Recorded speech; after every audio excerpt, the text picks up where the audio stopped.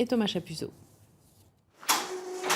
Un album de famille pour 30 ans d'histoire partagée.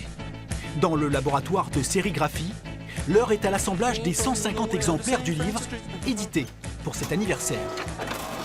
Le gros boulot qu'on a fait depuis avant les vacances et dès la rentrée, c'était le maquettage et le lancement des impressions pour le livre des 30 ans. Là, on voit la fanzine comme c'était au début, avec des chaises de jardin en plastique et aucun meuble. Et puis du grillage avec les fanzines, avec des épingles. Marie a vécu le début de l'aventure de la fanzinothèque.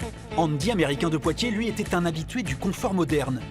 La fanzino et le confort, deux histoires intimement liées, à l'origine d'une culture rock, made in Poitiers. Il y avait beaucoup de travail à faire et très peu de moyens. Après, on est dans le do it yourself, donc on s'est toujours démerdé pour arriver à porter ce projet sans beaucoup de moyens, mais beaucoup de passion. C'était la vraie source d'information sur tout ce qui était musique un peu en marge, le punk et tout ça. Tout ce qui ne se trouvait pas dans la presse classique, on va dire, se trouvait dans les fanzines.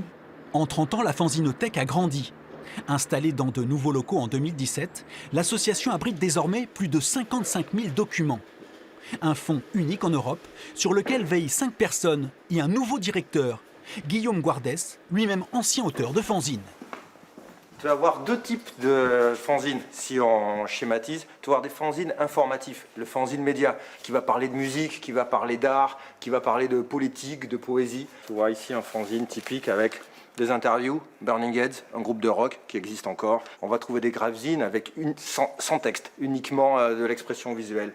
On va en voir un exemple ici, là. Quand je vois ce pot pourri du bon goût, là on est clairement dans l'objet d'art.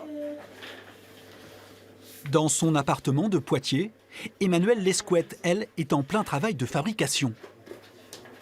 L'idée, c'est qu'on puisse produire complètement sans dépendre de personne, de ne pas avoir besoin de passer par un imprimeur à chaque fois. Déjà parce que moins de sous, et qu'en fanzine, il y a besoin. Et que comme ça, on fait vraiment ce qu'on veut avec les papiers qu'on veut. Depuis près d'1 an, son association édite un fanzine centré sur le féminisme. Originaire des Vosges, la doctorante a choisi Poitiers pour ses études, en partie grâce à la fanzinothèque. Un lieu encore aujourd'hui très inspirant. On peut aller piocher, aller chercher, et graphiquement, c'est une super nourriture.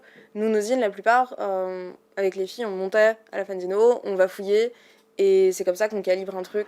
Dans le quartier du Faubourg du Pont-Neuf, c'est donc une vitrine sur un autre monde qui s'ouvre, celui de la micro-édition et de la presse alternative. Un univers aux multiples ramifications où le public aurait parfois besoin d'être guidé. La fanzino peut faire un peu peur quand on y arrive parce qu'on ne sait pas par quel livre commencer. Je pense que le même phénomène peut arriver dans une bibliothèque ou une médiathèque conventionnelle. C'est une histoire de pratique culturelle, d'éducation. Alors on peut s'auto-éduquer puis on peut être accompagné. Alors oui, la fanzinothèque a une carte à jouer. On appelle ça la médiation culturelle, je pense, dans les ministères. Alors faisons de la médiation culturelle et apprenons le lecteur à circuler dans ce labyrinthe éditorial. La fanzinothèque continue de se développer. Chaque année, les dons et les dépôts spontanés viennent enrichir les collections d'1 millier de références supplémentaires.